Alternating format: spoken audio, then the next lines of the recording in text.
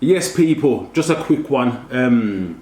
Just finished training legs. It's Monday, feeling good, feeling great, ready to go. Today, we're going to talk about how I used to eat to what I eat now. But I'm going to take you all the way back to 1994, all the way up to 1999, and talk to you about when I was in school and when I lived with my mum and how I started eating. So, when I lived with my mum, looking back, I ate really healthy and I think I ate quite well when I lived with my mum. So my food consisted of, while I was with my mum, was like the basics of corned beef and rice, tuna and rice, chicken and rice, lamb dinners, steak dinners, ackee and saltfish, Saturday soup. My treats were, in them days, from my household, was like on a Friday I used to meet my mum after work, and I used to get treated to like a chicken tikka kebab with chips, or go to the chit shop, or it would be a Kentucky Fried Chicken. Then it wasn't KFC back then, it was Kentucky Fried Chicken. That was a treat. So in our time, me growing up in the 90s, I think the treats were, and the shops that were around and that were popular compared to now, was Pizza Hut, Kentucky Fried Chicken, Wimpy, McDonald's, and I'll maybe say Burger King. They were the shops where if you ate at one of them on a weekend or got treated, it was a big thing. You know what I mean? So that was my average treat. Not every week, but I would say 2 weekends out of the month, I used to get treated to that. On the weekend, or we used to go to a restaurant or do something with my mum. You know what I mean? So during 94 and 99, I was very active, I would say. I didn't really know nothing about processed foods. I think my treats in the house back then was the odd little chocolate bars here and there, and a few biscuits, and a hot drink before bed. Or sometimes back in them days, it was cheese on toast. It was that before bed. So I was very regimented at a young age regarding food. I had breakfast, lunch, and a dinner, and maybe a little snack before bed, which was cheese on toast or a few biscuits and a hot chocolate or something like that. And during that time in 94 and 99, I was very active as well. I played football for my school. I played football for a Saturday team and a Sunday team. So I was very active. I was burning a lot. Plus I played football on the streets with my friends. Obviously as a kid back then, you're up and down on the roads, walking a lot, running a lot, up to no good, doing rascal stuff. So I was active during that time. I would say the pendulum swung the other way and things changed when I left home. I left home quite young. I left home at about 20. I think about 20, that was 2003. I kind of transitioned from leaving home. And when I left home, I lost all the habits what my mum built into me regarding how to eat and my activeness. So when I left home, I kind of stopped playing football. That went out the window. I started hanging around more with my friends, playing computers more, hanging around my area, doing rascal stuff. When I started making money and doing certain things, I started going into news agents more, takeaway shops, and just eating out more. So, for example, I could get up on a morning, have like a greasy breakfast, like that will consist of drummers, lamb burgers, beans, fish fingers, toast, egg. That was all on one plate.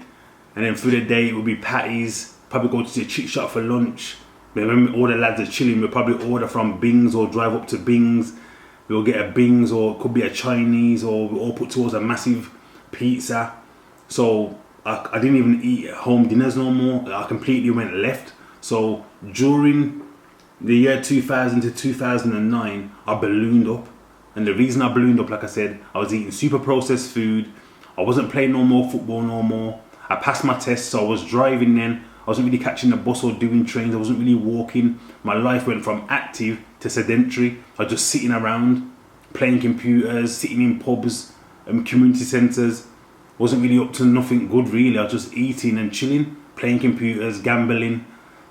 I just went completely left, and it affected me with my weight. So when I left home, I was probably about, at the age of 19, I can't remember. I'd probably about say 14 stone. So from 2009 all the way up to 2000 all the way up to 2009, I would say I put on about 6 stone. 6 to 7 stone, so probably about 13 to 14 stone. I went to about 19 to 20 stone without no training, no nothing. And during that time, my eyesight My eyesight got worse. It was bad anyway, but it got worse. I suffered with bad skin. I used to get a lot of like blackheads. Out of the blue, I got asthma because of how I ate. What else? I used to always walk around with Gaviscon. Constantly had acid reflux, acid indigestion. I was a mess. Do you know what I mean? Like if I went into like a say if I went into like a block of flats and the lift was broken. If I went up the stairs, I'd be panting probably by the third or fourth floor, out of breath. I was completely unfit.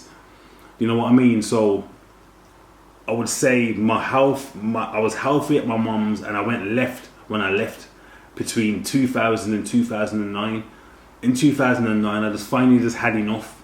I had that light bulb moment where I looked at myself in the mirror and I thought, you know what? I've got to change how I eat.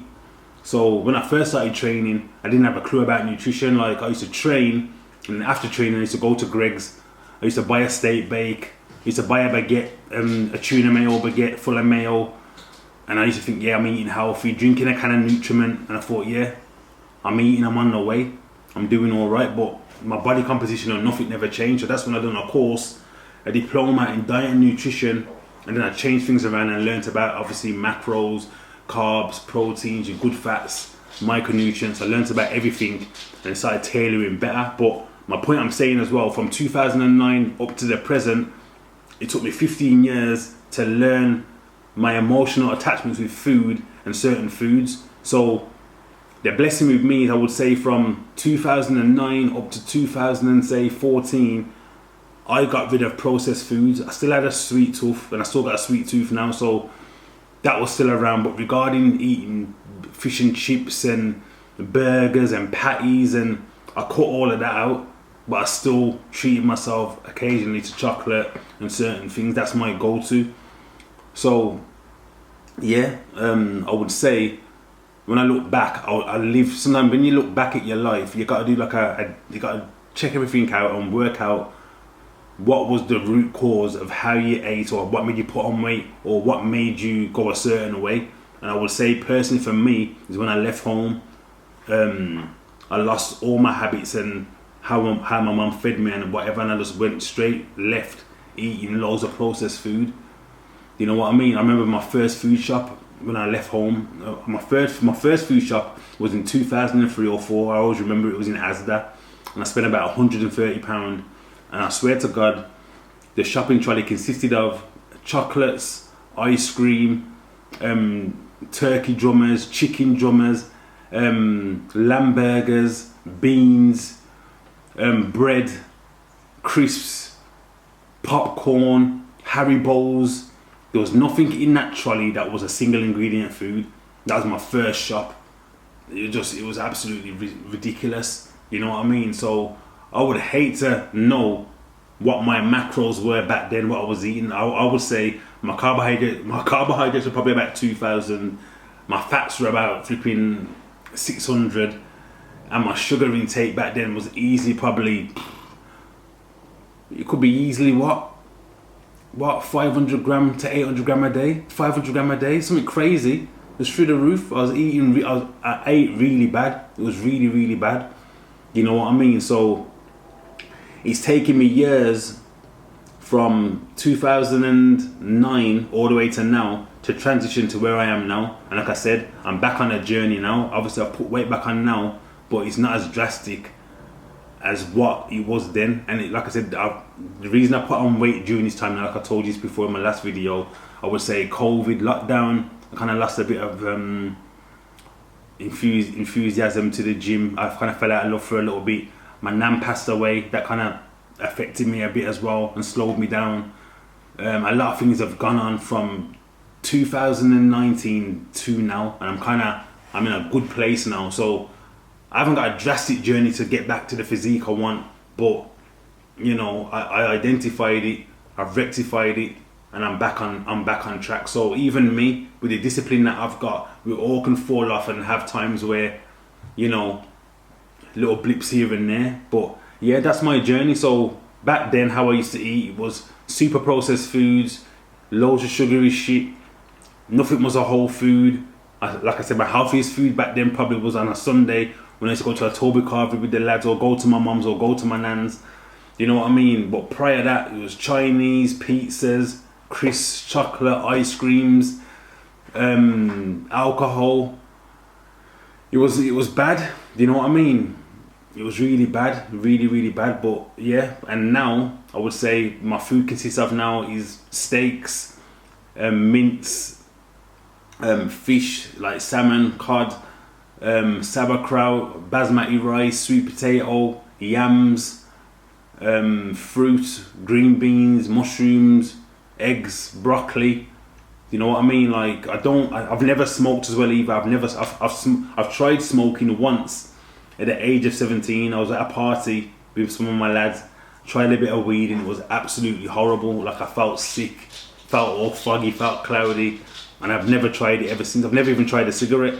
I've tried weed before a cigarette. I've never smoked a cigarette in my life. I've never taken no drug at all unless someone spiked me in a club, which I don't know. But apart from that, I've never taken no sort of drug. You know what I mean? So that's my journey so far. I hope that helps with how I eat now and the transition. And the transition, like I said, it takes time. Like it's taken me, obviously it hasn't taken me 14 years to eat the way I do now, but it's taken me 14 years to change my habits, change how I think about food, my emotional connection to food. It takes time. So if you've got a plan where you want to lose weight and drop weight, have a 2-year goal, a 3-year goal to make a complete transition. You know what I mean? Start the habits early, day by day. Then one day you look back, 3-4 years in, you completely changed. You know what I mean? I'm not saying cut off all things you like, but have a lifestyle where 90% of your food intake is from single ingredient foods, whole, nutritious, calorie dense foods. You don't want no empty calories. You know what I mean? We live in a time now where eating healthy is classed as you're weird, or why don't you eat this, or why don't you eat that? People forcing you to have a glass of alcohol or have this. You know what I mean? So just take it one day at a time. You know what I mean? So I'm gone, people. I'm gonna have my second meal of the day now. So be extraordinary and dare to be different.